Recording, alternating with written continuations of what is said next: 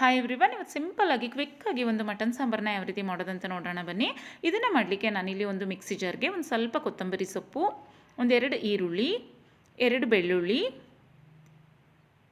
1-2 ಇಂಚಷ್ಟು ಶುಂಠಿಯನ್ನು ಸೇರಿಸ್ಕೊಂಡಿದ್ದೀನಿ. ನಂತರ ಚಕ್ಕೆ ಮತ್ತು ಲವಂಗ, 1 ಟೊಮೊಟೊವನ್ನು ಸೇರಿಸ್ಕೊತಾ ಇದ್ದೀನಿ. ನಂತರ ಒಂದು 3 ಸ್ಪೂನಷ್ಟು ಅಚ್ಚ ಖಾರದ ಪುಡಿ, 2 ಸ್ಪೂನಷ್ಟು ಸಾಂಬಾರು ಪೌಡರು ಮತ್ತು ಒಂದು ಅರ್ಧ ಸ್ಪೂನಷ್ಟು ಅರಿಶಿನ ಪುಡಿಯನ್ನು ಸೇರಿಸ್ಕೊತಾ ಇದ್ದೀನಿ.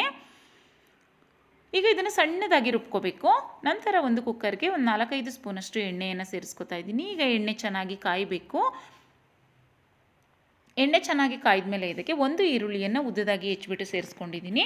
ಈಗ ಈರುಳ್ಳಿನೂ ಅಷ್ಟೇ ಚೆನ್ನಾಗಿ ಫ್ರೈ ಆಗಬೇಕು, ಅಂದರೆ ಸ್ವಲ್ಪ ಕಲರ್ ಚೇಂಜ್ ಆಗಬೇಕು ಈರುಳ್ಳಿದು, ಅಲ್ಲಿ ತನಕ ಚೆನ್ನಾಗಿ ಅದನ್ನು ಫ್ರೈ ಮಾಡ್ಕೋಬೇಕು. ನೋಡಿ, ಈಗ ಈರುಳ್ಳಿ ಕಲರ್ ಚೇಂಜ್ ಆದಮೇಲೆ ಅದಕ್ಕೆ 1-2 ಸ್ಪೂನಷ್ಟು ಕೊತ್ತಂಬರಿ ಸೊಪ್ಪು ಮತ್ತು 1-2 ಹಸಿ ಮೆಣಸಿನಕಾಯಿಯನ್ನು ಸೇರಿಸ್ತಾ ಇದ್ದೀನಿ. ಈಗ ಹಸಿಮೆಣಸಿನಕಾಯಿ ಮತ್ತು ಕೊತ್ತಂಬರಿ ಸೊಪ್ಪನ್ನು ಅಷ್ಟೇ ಚೆನ್ನಾಗಿ ಫ್ರೈ ಮಾಡ್ಕೊಳ್ಬೇಕು.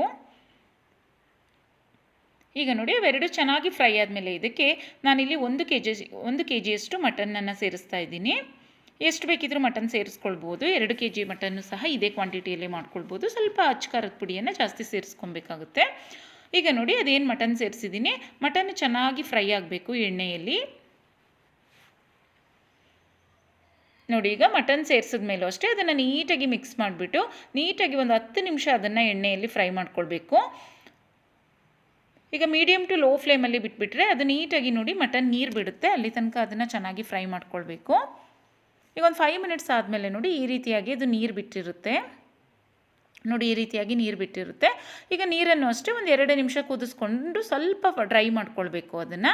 ಈಗ ಇದಕ್ಕೆ ನಾವು ರುಬ್ಕೊಂಡಿರುವಂತಹ ಮಸಾಲವನ್ನು ಸೇರಿಸ್ಕೊಬೇಕು. ನೋಡಿ, ಚೆನ್ನಾಗಿ ಕುದೀತಾ ಇದೆ ಅಲ್ವಾ, ಈ ಟೈಮಲ್ಲಿ ನಾವು ರುಬ್ಬಿರುವಂತಹ ಮಸಾಲವನ್ನು ಸೇರಿಸ್ಬಿಟ್ಟು ಅದಕ್ಕೆ ನಮಗೆ ಎಷ್ಟು ನೀರು ಬೇಕಾಗುತ್ತೆ ನೋಡಿ, ಸಾಂಬಾರಿಗೆ ಚಪಾತಿ ರೊಟ್ಟಿಗೆಲ್ಲ ಬೇಕಾದರೆ ಒಂದು ಸ್ವಲ್ಪ 1.5 ಗ್ಲಾಸಷ್ಟು ನೀರನ್ನು ಹಾಕಿದ್ರೆ ಸಾಕಾಗುತ್ತೆ. ಮುದ್ದೆಗೆ ಮತ್ತು ರೈಸ್ಗೆ ಬೇಕು ಅಂದರೆ ಒಂದು 3 ಗ್ಲಾಸಷ್ಟು ಅದಕ್ಕೆ ನೀರನ್ನು ಸೇರಿಸ್ಕೊಬೇಕಾಗುತ್ತೆ.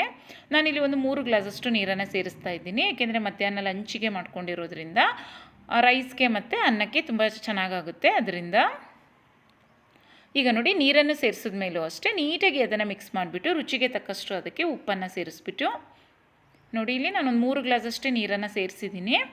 ಯಾಕೆಂದರೆ ತುಂಬ ತಿಕ್ನೆಸ್ ಬಂದುಬಿಟ್ರೆ ಮುದ್ದೆಗೆ ಅಷ್ಟು ಚೆನ್ನಾಗಾಗೋದಿಲ್ಲ ಅದರಿಂದ. ಆದರೆ ಚಪಾತಿ ಮತ್ತು ರೊಟ್ಟಿಗೆ ಎಲ್ಲ ಮಾಡ್ಕೊಳ್ತೀವಿ ಅಂದರೆ 1.5 ಗ್ಲಾಸಷ್ಟು ನೀರನ್ನು ಸೇರಿಸಿದ್ರೆ ಸಾಕಾಗುತ್ತೆ, ನೀಟಾಗಿ ಗ್ರೇವಿ ಥರ ಬರುತ್ತೆ. ಈಗ ಇದಕ್ಕೆ ನಾನು ರುಚಿಗೆ ತಕ್ಕಷ್ಟು ಉಪ್ಪನ್ನು ಸೇರಿಸ್ಬಿಟ್ಟು ನೋಡಿ ನೀಟಾಗಿ ಅದನ್ನು ಒಂದು 3-4 ವಿಷಲ್ ಕೂಗಿಸ್ಕೊಬೇಕು. ತಣ್ಣಗಾದ್ಮೇಲೆ ತೋರಿಸ್ತಾ ಇದ್ದೀನಿ ನೋಡಿ, ರುಚಿಯಾದಂತಹ ಸಾಂಬಾರನ್ನ ಈ ರೀತಿಯಾಗಿ ಮನೆಯಲ್ಲಿಯೇ ರೆಡಿ ಮಾಡ್ಕೊಳ್ಬೋದು.